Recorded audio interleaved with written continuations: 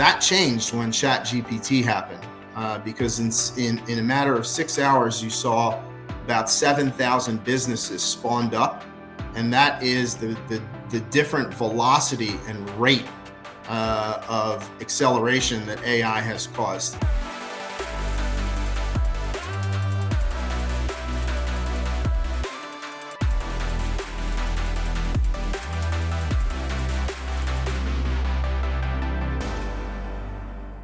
Hey, Ansel Lee here. Hey, welcome to another edition of Ansel Lee Live.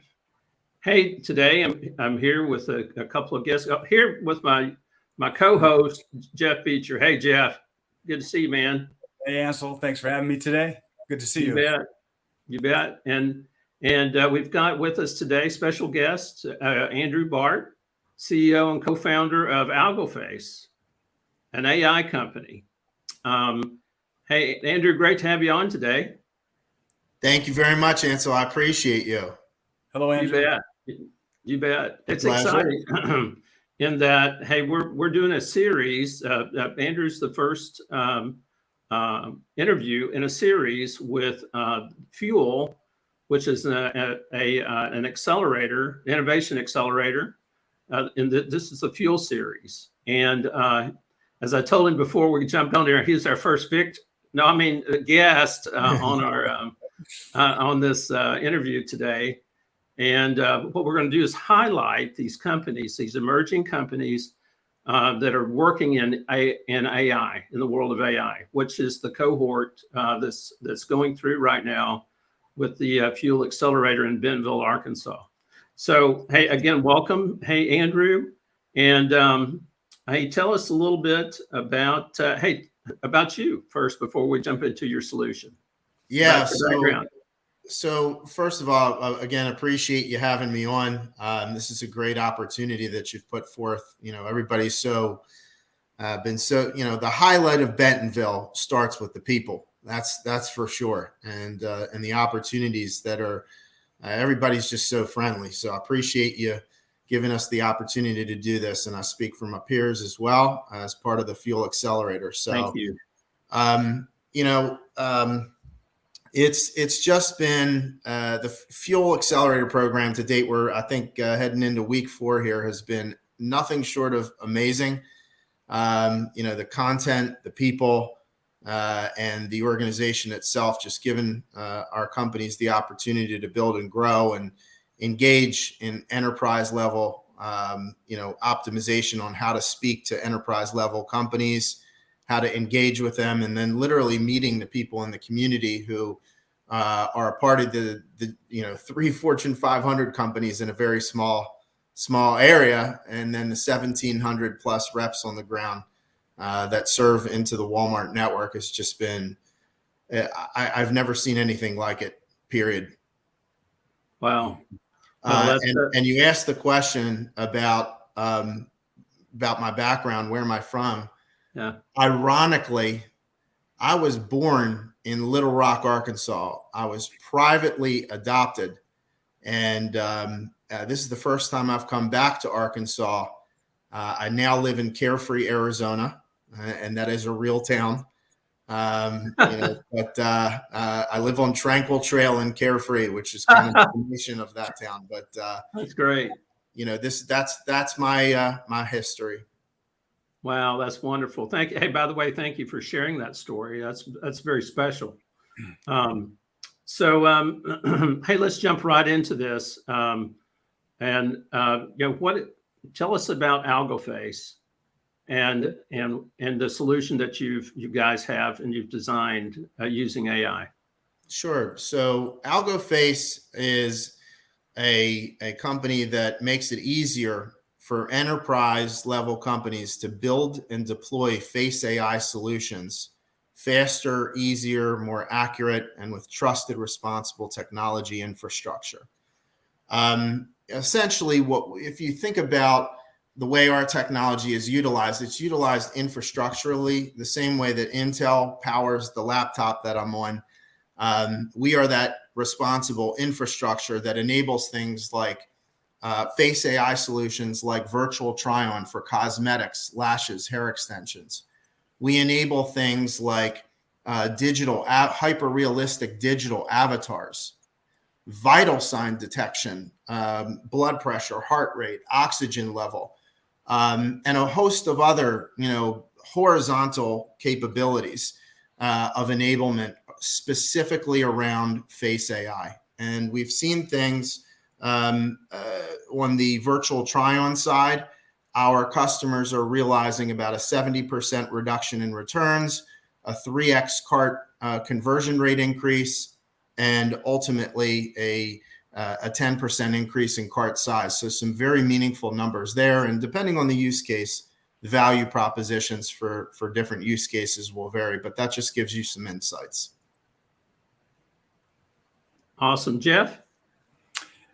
Yeah, it's good to see you, Andrew. I saw you a couple of weeks ago. We were together at the Ledger. It was a beautiful night where y'all kicked off, all those companies kicked off their technology. And I was struck by, seeing 10 companies from all over the world, and all of them were AI based, machine learning based. And I said to myself as I was pulling out of there, how does somebody start something like this? How did you start, seemingly a company based on artificial intelligence or machine learning? Where does one begin? Is there a software package out there that helps you develop this sort of thing? Or so I've been a tech entrepreneur for about 24 years. I will tell you just frankly that AI is unlike anything we've seen in our lifetime.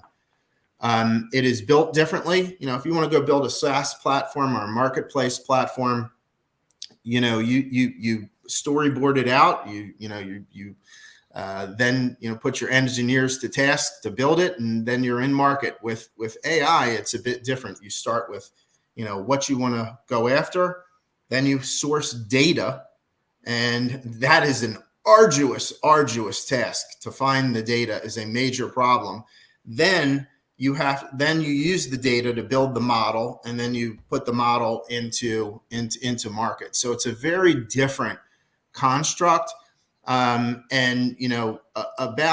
the time of the launch of ChatGPT, we saw something that was a seismic shift in our lifetime. The world in technology lived and breathed by Gordon Moore's law, right? That is what we have been governed by at the pace of innovation for at least my lifetime. That changed when ChatGPT happened, because in a matter of 6 hours, you saw about 7,000 businesses spawned up. And that is the different velocity and rate of acceleration that AI has caused. And it has changed the game, and somebody's going to be the next person to be the next Gordon Moore and come up with that law of governance of pace of acceleration. Interesting. Also, my co-founder is really, the one responsible for how you get into it. His name's Dr. Talib Alashkar. He is an expert in the field of face AI. He currently resides at MIT's campus. He is an associate researcher in the MIT Media Lab. He has a PhD in computer vision. This is not something you jump into in 10 seconds. It's truly requires a deep background in the space at a level that is not typical to the engineering community that I've worked with, full stack, front end, back end throughout my career historically. So it would seem we need an AI platform to develop the AI platform. Actually, there is a company that was just founded by the co-founder of GitHub. And I think, don't quote me on this because the number could be off, but they raised $140 million in the last couple of weeks. And they moved to France. They got a funding from a French billionaire. And the whole premise of their platform is to write AI that creates software. So that you can just any person off the street can enter, basic English language or other language, and the output would be a software program. It's absolutely, and 140 million for a seed round is unheard of. I haven't seen that before. So I'm on the right track. I'm just late as usual, right? So this is moving fast, but the good news about moving fast, and this is one of the challenges with AI companies is, you thought it was hard to stay relevant before. You constantly need to innovate at a different level and a different pace because, the models are constant. Everybody's building new models all the time, and it happens very quickly. So you get, it's much easier to get outpaced. Being an infrastructural company, we help, companies, we give them the framework. Everything we have is built by our team. So we don't use any third-party solutions. Our technology team took about 3 years in advance of us actually going to market where they were building. So we've been at this game for quite some time. Yeah, that was going to be another question. And so I'll turn it back over to you. I don't want to dominate this conversation, but it was good seeing you again, Andrew. And congratulations. Likewise. Thank you.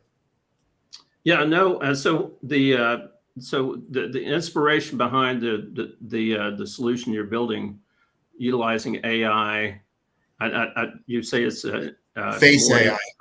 Yeah. So yeah, can you talk a little bit about that? Yes, absolutely. So,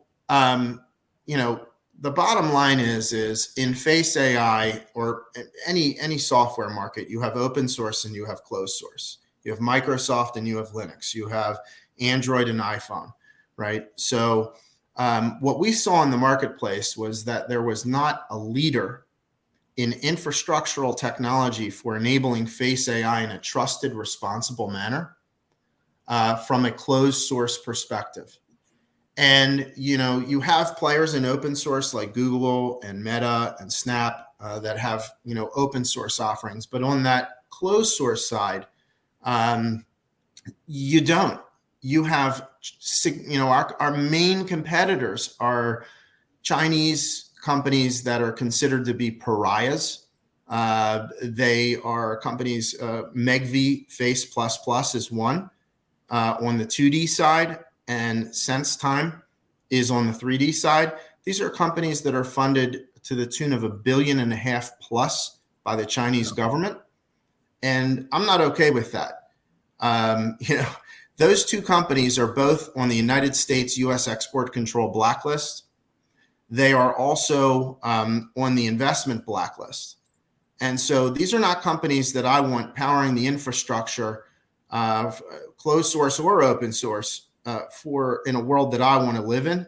Right. And so, what's important is that we, took our time and intentionally built technology infrastructure in a closed source manner that, built for the enterprise, where I literally built this organization with my team with a chief legal counsel on staff, thinking about the issues that were pertinent, to having a trusted, responsible enterprise level infrastructural capability for enabling Face AI. Wow. Go ahead, Jeff. No, I was just, I'm fascinated by this whole topic. What in the different segments of the market, where do you see the biggest opportunity for Face AI? Is it healthcare? Is it, where do you, man, Jeffrey, you're asking me a phenomenal question. And, I'd love to give you a direct, blunt answer. And that's part of what I'm working on at Fuel is really defining that ICP, and it's not easy. That being said, one of the reasons it's not easy is because we have a horizontal business that can essentially, we're only limited right now by the ideation of the creator, right? So if a company in any vertical comes to me, all I need to do business with an enterprise is I need a camera and a face or faces present. If those two things exist, you can come to me and AlgoFace with a concept or an idea of how you would like to apply Face AI within your organization. And we can, provide the infrastructure that allows that to get to an alpha state within, 6 months, and a beta state, or a commercial state within, a full year, if not sooner. so limited only by the minds of the creator and the creators and the ideators. We get our infrastructure basically gets you about 80% of the way there. Okay. And so, as a startup, we had to pick an initial market to go into because we're resource constrained. And so we picked the retail beauty segment because that was a market that already had some traction. And our, thought process was, let's go somewhere where there's already traction, prove that our enablement infrastructure can do this at least as well, if not better, than the market leader in the retail virtual try-on for beauty segment. And then we'll start selling the infrastructure into different verticals where we're not the ones building out the whole, end solution. That's, might be our partner, like in the case of Samsung with the digital avatars for the Neon project. Gotcha. Hey, I want to say that we've got a question from a guest, Sure. John Bryant. He was, and I think you were covering it. Says, what are your early applications of Face AI in business? Right. So, as an example, two of our largest customers to date are currently Samsung and another company called Beauty Industry Group. So in Samsung's case, they have what's called Samsung Neon or Neon Life. They are creating synthetic humans, digital avatars that are utilized in customer service settings, e-learning settings, corporate training videos. And they use our infrastructural technology to help power the hyperrealism in the lips, the eyes, and the cheekbones, which is where real human emotion and engagement takes place. And so we provide that realism inside of the enabling of these incredible, you cannot tell the difference between a Samsung Neon and a real person. It's getting tougher and tougher every day. Wow. And so that's one area. Another area is with Beauty Industry Group. They are the largest supplier in the world of hair extensions. They came to us and asked about capability of enabling a virtual hair extension try-on system. And they have, a dozen plus brands that they own. We built that system. We own that technology. They subsequently license it from us across a number of their brands, and they're seeing significant success, literally recovering, their investment in us within 2 months for each brand. So it's a very meaningful and successful virtual try-on experience for an average of about $500 to $700 product that we're reducing the amount of returns at a very significant level, increasing their cart conversion rates and increasing the amount of the actual purchase as well. Oh, that's cool. Well, it is. Go ahead, Jeff. I was just going to say that's outstanding. And I would hope, and I think I can speak for Ansel as we're probably coming in for a landing here pretty soon, that by virtue of your appearance today, this will spark something new for AlgoFace and for your company. And I'm just good to see you again. Happy to speak with you again. And you got a fascinating company. And Thank you. Thank you, Jeff. And Ansel, I appreciate you guys, but I do very quickly before we come in for that landing, I want to give just an incredible appreciative shout out to the Walton Family Foundation and the Economic Development Council for Arkansas to put this together. It is for companies like us, it's a seismic movement. And, again, the community's just been so phenomenal and welcoming. And I'm very appreciative and feel very blessed to be here. And that even in the early weeks, it has made a difference for our company. And, I know I speak for my peers in the same way. Yeah. Well, thank you, Andrew. That's how can people get in touch with you? How can they find out more? What's the best way your website is? Sure, is AlgoFace.ai, and that's ALGO, like algorithm, FACE.ai. Please feel free to reach out, and you can mention my name and certainly the show as well. And they can also direct message you here on LinkedIn as well. Absolutely. Yeah. Yeah. Well, listen, hey, I'm so excited. Hey, what a great way to kick off the series. Thank you so much for taking time and sharing what you're doing. And anytime we can be of help, please reach out to us. And hey, we look to see you soon, Andrew. And thanks so much for taking time. Ansel, Jeff, thank you. I appreciate you, gentlemen. You bet. Thank All you. right. Thank you. Be well.